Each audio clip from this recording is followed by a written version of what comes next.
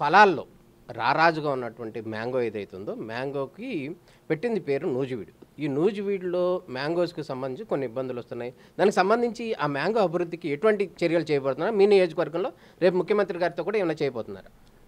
తప్పకుండా నూజివీడు అనగానే మనకు గుర్తుకొచ్చేది చిన్న రసాలు, బంగినపల్లి, మామిడికాయలు గుర్తుకొస్తాయి. నూజివీడు మామిడికాయలు ప్రపంచవ్యాప్తంగా కూడా. దేశంలోనే నాకు సబ్జెక్టు కరెక్షన్, దేశంలోనే రీసెర్చ్ సెంటర్ కేవలం నూజివీడులో ఉందని చెప్పేసి నాకున్న సమాచారం. అది సఫిషియెంట్ స్టాఫ్, రీసెర్చ్ స్కాలర్స్ కానివ్వండి, సైంటిస్టులు లేక కానివ్వండి, ఆశించిన ఫలితాలు సాధించలేకపోతున్నాం. గత ప్రభుత్వం పూర్తిగా నిర్లక్ష్యం చేసి అసలు అక్కడ ఒక రీసెర్చ్ సెంటర్ ఉందని స్థానిక నాయకులు కానివ్వండి, లేకపోతే జిల్లా నాయకులు కానివ్వండి, లేకపోతే ప్రభుత్వం కానివ్వండి పట్టించుకోకపోవటం మూలంగా అది చాలా వెనుకబడింది. మరి ఈరోజు మామిడి రైతులు అనేక సమస్యలు, దోమ సమస్యలు, ఈ కోడిపేను ఏదైతే ఉందో కొత్తగా వచ్చి మొత్తం పంటనంతా కూడా నాశనం చేసేస్తూ ఉంది.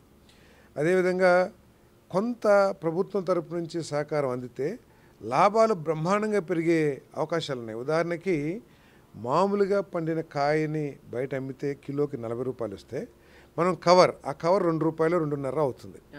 ఆ 2.5 రూపాయల కవర్ కనుక ఆ కాయకి తొడిగితే అది 90 రూపాయలకి అమ్ముతుంది కిలో. 40 రూపాయల నుంచి 90 రూపాయలు, 50 రూపాయలు డిఫరెన్స్.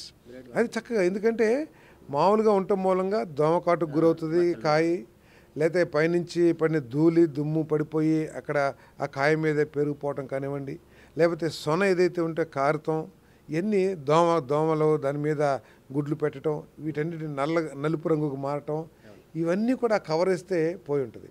ఎవరికైనా సరే మనం షాప్కి వెళ్ళంగానే చూపులకి ఏదైతే తాజాగా ఉన్నట్టు ఏదైతే ఉంటుందో టేస్టు అన్నీ కూడా కలిసి వస్తే మంచి రేటు పెడతానికి అందరూ కూడా సిద్ధంగా ఉన్నారు.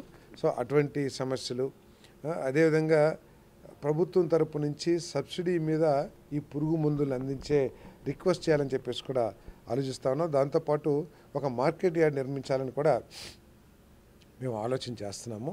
ఇప్పటికే అడ్వాన్స్ స్టేజ్లో ఉంది అది ఆ ప్రపోజలు. సో ఇవన్నీ కూడా కోరదాం.